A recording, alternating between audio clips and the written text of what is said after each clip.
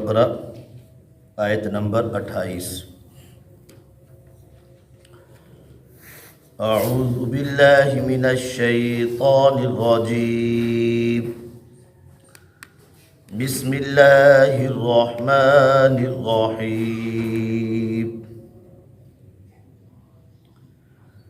کیف تکفرون باللہ وکنتم امواتا فاحیاکم ثم یمیتکم ثم یحییکم ثم الیہ ترجعون۔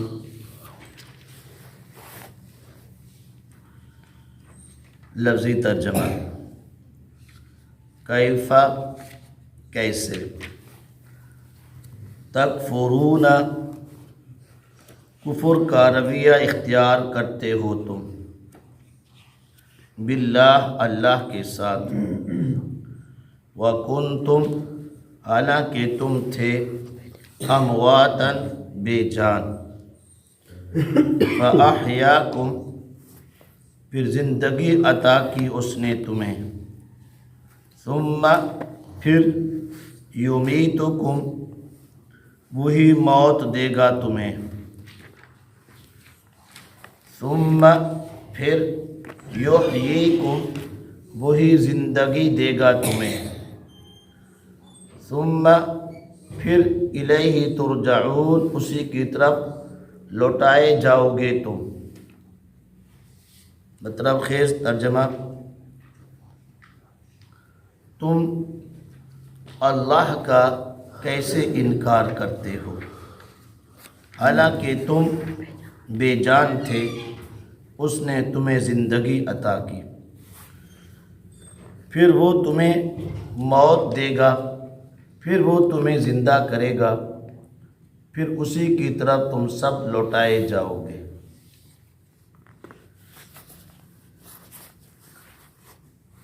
اس آیت کا، یہ آیت اور اس کے بعد آنے والی آیت، ان دو آیات کا گزشتہ آیات کے ساتھ ربط یہ ہے کہ گزشتہ آیات میں خدا تعالیٰ کے وجود، توحید اور رسالت کے دلائل واضحہ اور منکرین اور مخالفین کے خیالات باطلہ کا رد تھا، اور ان دو آیات میں اللہ تعالیٰ کے احسانات اور انعامات ذکر کر کے اس پر اظہار تعجب کیا گیا ہے کہ یہ لوگ اللہ تعالیٰ کے ان احسانات اور انعامات کے اندر اگر غور و فکر کرنے کی زحمت گوارا نہیں کرتے تو کم از کم یہ ہے کہ اپنے محسن حقیقی کے احسان مند ہو کر اس کی تعظیم اور اس کی اطاعت کرتے، کیونکہ محسن کی تعظیم کرنا اور اس کا اطاعت کرنا یہ شریف الطبع انسان کی فطری اور طبعی تقاضا ہے۔ شریف الطبع انسان کا فطری اور طبعی تقاضا ہے کہ وہ اپنے محسن کا کیا کرے، احسان مند ہو اور اس کی تعظیم اور اس کی اطاعت کرے۔ اللہ تعالیٰ فرماتے ہیں کہ یہ کفار اس قدر اللہ تعالیٰ کے احسانات اور انعامات کے باوجود پھر بھی اللہ تعالیٰ کا انکار کرتے ہیں۔ یہ کیسے انکار کرتے ہیں؟ تو اس انکار پر اظہار تعجب کیا ہے۔ اللہ تعالیٰ فرماتے ہیں کیف تکفرون، لفظ کیفا عام طور پر تو یہ حرف استفہام ہے، اور عام طور پر تو حالت سے سوال کرنے کے متعلق استعمال ہوتا ہے، لیکن قرآن پاک کے اندر اکثر یہ انکار، اور فرمایا کہ قرآن پاک کے اندر یہ اکثر انکار، یعنی جسے استفہام انکاری کہتے ہیں، استفہام انکاری کے لیے کیا یہ استعمال ہوتا ہے۔ تو اللہ تعالیٰ نے فرمایا کہ کیف تکفرون، کہ وہ کیسے انکار کرتے ہیں اللہ تعالیٰ کی ذات کا، یعنی اللہ تعالیٰ کے ساتھ انکار کا رویہ کیسے اختیار کرتے ہیں۔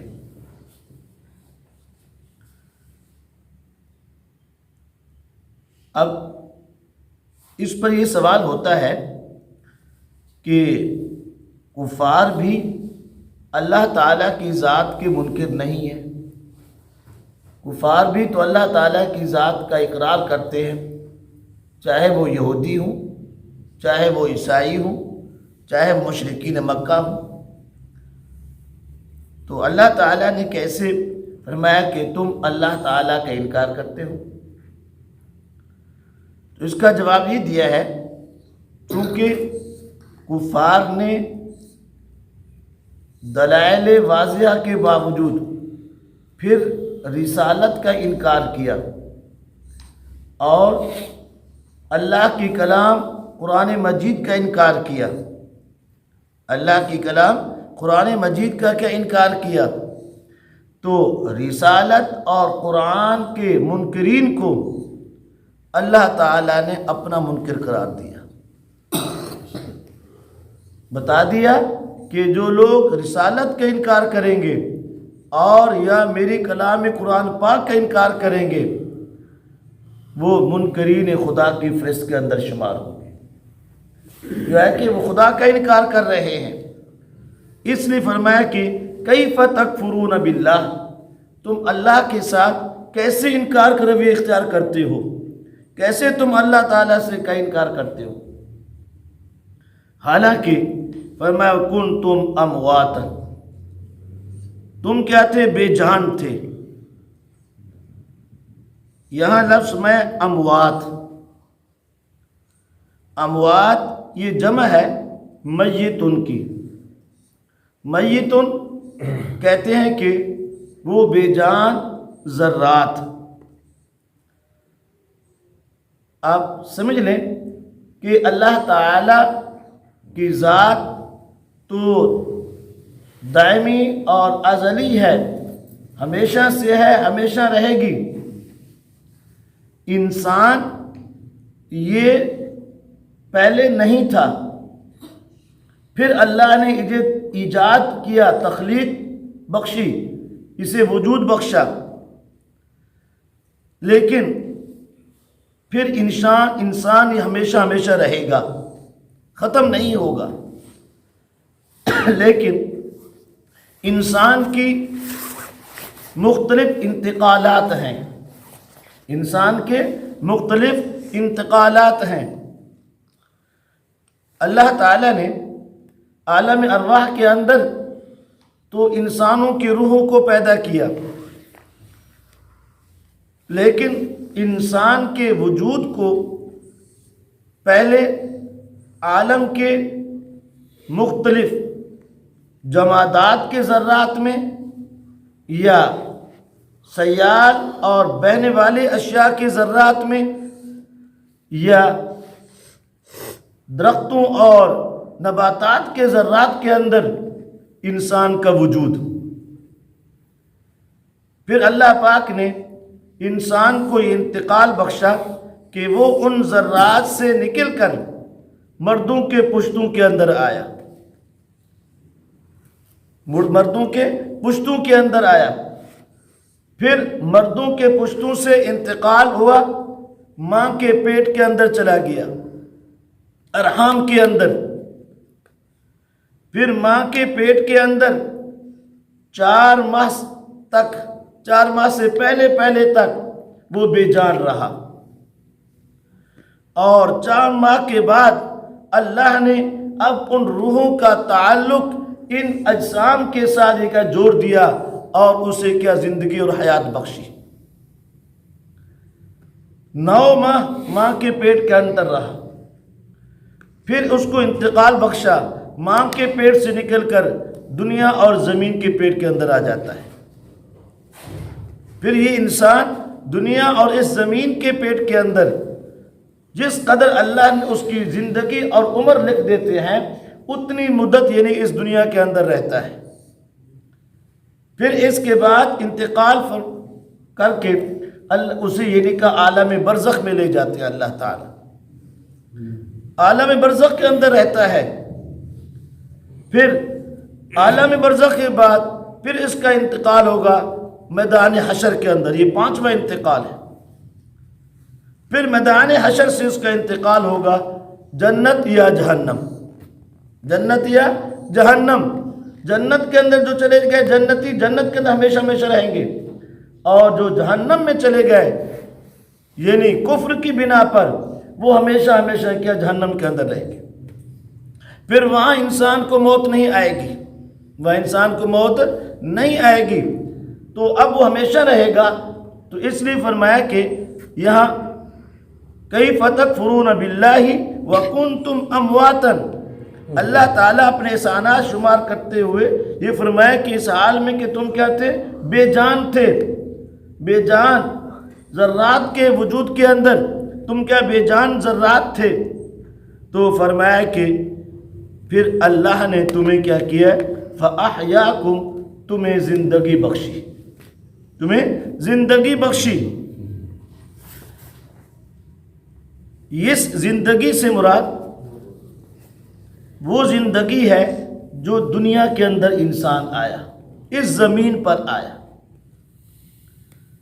اصل میں نے عرض کی کہ زندگی تو اللہ پاک نے حیات کا تعلق تو ماں کے پیٹ میں 4 ماہ مکمل ہونے کے بعد اللہ پاک نے دے دی تھی، اور اس زندگی کا شریعت کے اندر اعتبار بھی ہے کہ اگر 4 ماہ سے پہلے حمل ضائع ہو جائے اور کسی کے مارنے سے چوٹ مارنے سے تو اس کا اور حکم ہے، اور اگر 4 ماہ کے بعد کسی کے مارنے سے یعنی کب حمل ضائع ہو جائے تو اس کا اور حکم ہے. تو اس لیے اس کا اعتبار کیا شریعت نے. لیکن وہ ایک چونکہ نہ نظر آنے والی پردوں کے پیچھے زندگی ہے، وہ ایک سمجھو کہ نامکمل زندگی ہے، اس لیے اس زندگی کو یہاں شمار نہیں کیا. نامکمل زندگی کو شمار نہیں، چونکہ دنیا کی زندگی جو ہے یہ کامل زندگی ہے. پہلے موت بھی کیا تھی، کامل تھی، اور اب یعنی کیا زندگی جو دی اللہ تعالیٰ نے انسان کو دنیا کی، یہ بھی کیا کامل زندگی ہے. اس وجہ سے فرمایا کہ یہ دنیا اس حیات سے مراد کیا دنیا کی زندگی ہے. فرمایا ثم یمیتکم، پھر وہ اللہ تمہیں موت دیں گے. تو اس موت سے مراد انسان جب انتقال کر کے عالم برزخ میں جاتا ہے، انسان کا انتقال ہوتا ہے، انسان کی وہ زندگی کیا ختم ہوتی ہے. پھر فرمایا کہ وہ اللہ تمہیں کیا زندہ کریں گے. تو اس زندگی سے مراد میدان حشر والی زندگی ہے کہ جب انسان قبروں سے اٹھ کر میدان حشر میں جائے گا تو زندہ ہو کر وہ زندگی مراد ہے. تو اس آیت کے اندر 2 حیاتوں کا ذکر ہے اور 2 موتوں کا ذکر ہے. 2 حیاتوں اور 2 موتوں کا کیا ذکر ہے. ایک پہلی موت اور ایک دنیا سے جانے کے بعد کی موت. 2 زندگیاں، ایک دنیا کی زندگی اور ایک میدان حشر کی زندگی. تو جیسا ماں کے پیٹ کی زندگی چونکہ کامل نہیں تھی اس وجہ سے اس کا ذکر نہیں کیا، اسی طریقے سے عالم برزخ کی جو زندگی ہے، عالم برزخ کے اندر بھی اللہ تعالی روح کا تعلق انسان کے جسم کے ساتھ یعنی کہ جوڑ دیتے ہیں، اسے زندگی عطا کرتے ہیں. وہ اس زندگی چونکہ وہ کامل زندگی نہیں ہے، وہ کامل زندگی نہیں ہے، اس وجہ سے اس کا ذکر نہیں کیا یا اس کا ذکر نہیں فرمایا۔ یہی وجہ ہے، یہ مطلب نہیں ہے کہ عالم برزخ کے اندر کہ زندگی نہیں ہوتی۔ اس پر جانے سے پہلے آپ یہ سمجھ لیں کہ عالم برزخ کا لغوی معنی کیا ہے۔ برزخ کا لغوی معنی ہے کہ دو چیزوں کے درمیان ایک حد، روک، پردہ۔ تین معنی میں نے کیا، حد، روک اور پردہ، اور یہ معنی جو ہیں قرآن پاک کے اندر استعمال ہوئے ہیں۔ سورہ رحمان کے اندر اللہ تعالیٰ فرماتے ہیں مرج البحرین یلتقیان بینہما برزخ لا یبغیان۔ برزخ کا لفظ وہاں سورہ رحمان کے اندر استعمال ہوا کہ اللہ فرماتے ہیں کہ چلا دیا اللہ نے دو دریا، یلتقیان، جو قریب قریب مل کر چلتے ہیں، دیکھنے میں ملے ہوئے ہیں، حقیقت میں جدا ہیں۔ فرمایا کہ بینہما برزخ، ان کے درمیان ایک کیا ہے، حد ہے، ایک روک ہے، ایک پردہ ہے کہ لا یبغیان، کہ وہ ایک دوسرے پر غلبہ نہیں پاتے، ایک دوسرے پر غلبہ نہیں پاتے۔ اور اسی طریقے سے سورہ فرقان کے اندر اللہ تعالیٰ نے پوری تفصیل بیان فرمائی پیچھے، اس آیت کا آخری حصہ یہ ہے فرمایا وَجَعَلَ بَيْنَهُمَا بَرْزَخًا وَحِجْرًا مَحْجُورًا۔ اللہ نے ان دو دریاؤں کے درمیان کیا کر دیا، برزخ، یعنی ایک آڑ، آگے فرما دیا ہجرن، ہجرن کے معنی کہ آڑ، رکاوٹ، محجورہ، جو روکے ہوئے ہیں، ان کو ملانے سے کیا ایسی آڑ اور رکاوٹ پیدا کر دی ہے جو ان دو دریاؤں کو ایک دوسرے میں داخل ہونے سے روکے ہوئے ہے۔ تو برزخ کا معنی کیا ہوتا ہے، ایک درمیانی حد اور درمیانی روک اور ایک یعنی کا پردہ۔ یہاں جو عالم برزخ ہے، شریعت کے اندر، اصطلاح شریعت میں برزخ کا معنی ہے کہ موت سے حشر تک کی مدت کا نام۔ شریعت میں برزخ کہتے ہیں موت سے حشر تک کی مدت جو ہے، اس مدت کو کیا کہتے ہیں، برزخ کہتے ہیں۔ اسی لیے عالم برزخ کو عالم قبر بھی کہہ دیتے ہیں، عالم برزخ کو قبر کی زندگی بھی کہتے ہیں۔ قبر شریعت میں قبر صرف یعنی کا مٹی کے گڑھے کا نام نہیں ہے، شریعت کے اندر قبر صرف مٹی کے گڑھے کا نام نہیں ہے، بلکہ یہ پورا عالم ہے۔ اس میں انسان کا کیا ہوا، انتقال ہو کر انتقال کرتا کرتا انسان اس عالم کے اندر پہنچتا ہے۔ جو انسان بھی جسے موت آئے گی، موت ہر انسان کو آنی ہے، جب بھی انسان مرتا ہے وہ ضرور اس عالم برزخ کے اندر پہنچتا ہے۔ اس کی کیفیتیں، صورتیں مختلف ہیں، چاہے اکثری طور پر جو تعظیم و تکریم کا طریقہ ہے، عام طور پر انسان فوت ہوتا ہے اسے تجہیز دے کر، جنازہ پڑھ کر اور قبر کے اندر بڑے ادب و احترام، عزت کے ساتھ کے دفنایا جاتا ہے۔ یہ اکثری طریقہ ہے، اور بسا اوقات ایسا ہوتا ہے کہ انسان آگ کے اندر جل کر راکھ ہو جاتا ہے، بسا اوقات ایسا ہوتا ہے انسان جانوروں کی خوراک بن جاتا ہے۔ جل کر راکھ ہو جانا تب بھی یہ نہیں کہا عالم برزخ میں پہنچ گیا، ان جانور کی خوراک بن کر بھی عالم برزخ کے اندر پہنچ گیا، مر کر بھی عالم برزخ یعنی کہ دفنا کر قبر کے اندر یہ بھی عالم برزخ کے اندر پہنچ گیا ہے۔ پھر یہ سمجھ لیں اس بات کو کے اندر یعنی کہ بہت زیادہ اقوال، بہت ساری باتیں ہیں۔ انسان کا جسم جو ہے وہ انسان جیسے انبیاء ہیں، شہداء ہیں، حفاظ باعمل ہے، حفاظ باعمل ہے، انبیاء، شہداء، باعمل، حفاظ، ان کے جسموں کو تو اللہ پاک قبر کے اندر بھی محفوظ رکھتے ہیں، مٹی ان کے جسم کو نہیں کھاتی، اسی لیے مختلف زمانوں میں مختلف جگہوں پہ یہ مشاہدات ہوتے رہتے ہیں۔ بنیادیں کھودی گئی، وہاں سے قبر نکلی تو بالکل یہ مردہ سے سالم تھا اور کفن پر مٹی بھی نہیں تھی۔ لیکن اکثری طور پر، اور ایسا بھی ہوتا ہے جو ٹھنڈے علاقے ہوتے ہیں وہاں میت جسم جو ہے وہ کافی دیر تک رہتا ہے، اور جو شور زدہ علاقے ہوتے ہیں وہاں جسم جلدی گل جاتا ہے۔ تو اکثری طور پر جو ہے قبر کے اندر بھی جسم جو ہے اسے مٹی کھا جاتی ہے اور وہ گل سڑ جاتا ہے، ذرات بن جاتا ہے۔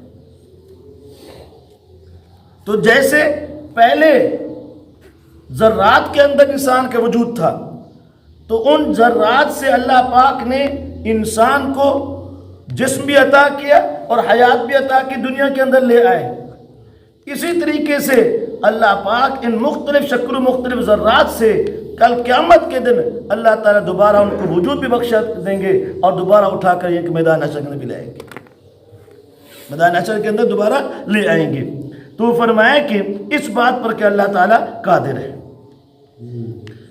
تو میں نے عرض کیا کہ قبر کے اندر جو زندگی ہے، عالم برزخ کے اندر جو زندگی ہے، اس کو سمجھانے کے لیے یوں مثال دی ہے کہ فرمایا کہ جیسے خواب کی زندگی ہوتی ہے۔ دنیا کی زندگی ایک حقیقی ہے، خارج کے اندر موجود ہے، کامل ہے۔ میدان حشر اور قیامت کی زندگی بھی کامل ہوگی، خارج میں اس کا وجود ہوگا، لیکن عالم برزخ کی زندگی جو ہے وہ فرمایا کہ ایسی زندگی ہوگی کہ وہ کامل نہیں ہوگی، اس کا خارج میں وجود نہیں ہوگا۔ اس کو سمجھانے کے لیے ایسے جیسے کہ خواب کی زندگی ہوتی ہے۔ خواب انسان دیکھ رہا ہوتا ہے، سویا ہوا ہوتا ہے، لیکن اوپر والوں کو بساؤ اکثر طور پتہ ہی نہیں چلتا، لیکن کبھی کبھی اس خواب کی زندگی کے آثار بھی اس سونے والے پر ظاہر ہو جاتے ہیں۔ آپ دیکھیں کہ سونے والا کبھی کبھی ڈراؤنا خواب دیکھ کر چیخ مار کر اٹھ کھڑا ہو جاتا ہے، اور کبھی کبھی یہ نہیں کہا وہ سویا ہوا ہوتا ہے اور مسکرا رہا ہوتا ہے۔ اکثر طور پر چھوٹے بچے جب سوئے ہوتے ہیں تو اس کے بعد پھر وہ مسکرا رہے ہوتے ہیں، تو اس وقت ان کو اچھی حالت آگے پیش آئی ہوتی ہے، اچھا خواب نظر آ رہا ہوتا ہے۔ تو اب اس زندگی موت یعنی کہ نیند کے وقت روح بالکل جسم سے جدا نہیں ہوتی، جسم روح کا جسم کے ساتھ کیا تعلق ہوتا ہے۔ یہی وجہ ہے کہ اس کے اب آثار جو نمایاں ہو رہے ہیں، کبھی ڈر رہا ہے، ڈرونی شکل بن رہی ہے، اور کبھی جو ہے وہ اس کی یعنی کہ مسرت اور خوشی کے آثار نمایاں ہو رہے ہیں، تعلق ہوتا ہے۔ تو فرمایا اسی طریقے سے عالم برزخ کے اندر بھی انسان کے ساتھ روح کا تعلق اللہ تعالیٰ قائم کرتے ہیں، اور اسی زندگی کے بنا پر یعنی کہ کس کے اندر عالم برزخ کے اندر منکر نکیر آتے ہیں اور اس کا کسی سوال کرتے ہیں، من ربو کا، ما دینو کا، من نبیو کا، کہ آپ کا رب کون ہے، من ربو کا۔ اگر وہ صحیح سے جواب دیتا ربی اللہ، میرا رب اللہ ہے، ما دینو کا، دینی الاسلام، میرا دین اسلام ہے، من نبیو کا، محمد الرسول اللہ، میرا نبی محمد صلی اللہ علیہ وسلم ہے، صحیح جواب دے دیتا ہے، تو فرمایا کہ اب اس کے ساتھ وہ حالات جو اللہ تعالیٰ اس کے لیے قبر جو ہے اس کی جنت کے باغ میں سے ایک باغ بن جاتی ہے، جنت کی ایک کھڑکی، جنت کا دریچہ اس کے لیے کھول دیا جاتا ہے۔